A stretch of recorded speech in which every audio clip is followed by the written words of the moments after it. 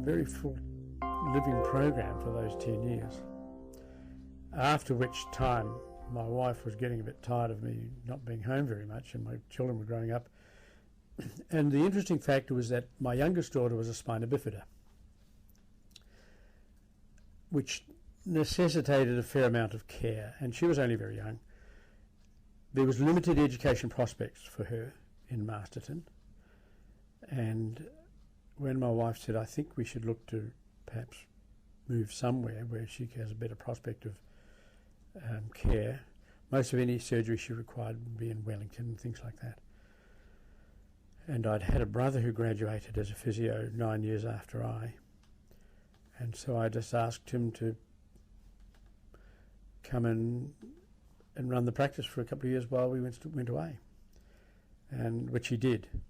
And so that was the first stage of my life, really, was the experience I had in New Zealand, which was a wonderful groundwork. And I found that the education program was clinically orientated, or clinical management, where we spent a lot of time with patients, really from this, I think in the latter part of even the first year you were introduced to it, and then the second and third year, and particularly in the third year, seconded to a hospital, where you spent most of your days learning the skills with appropriate people who had been in the profession for a while, and also substantial help from the medical profession. They were really helpful, and so it gave you a valid background into what you had to base your judgment on what your limits were. And there were many occasions, of course, when, pardon me, where I felt I had a situation that was a little bit difficult, and you were able to determine that and send them back to their doctor with a note to say, look, I think this seeks further investigation. It was quite a solid basis in clinical experience. Not so much behavioural sciences and so forth, but very, very much clinically orientated, which I think stood me in good stead.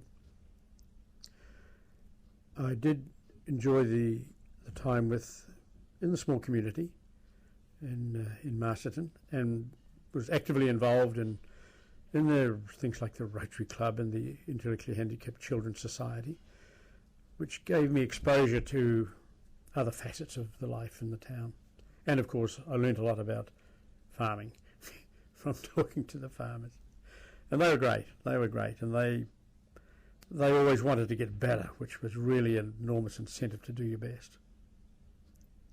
And I still see some today. When I visit Masterton, I still see some of my old patients today. I think most of them, quite a number of them have died of old age or whatever, but I still see them. In fact, just last weekend I was talking to one who was 90.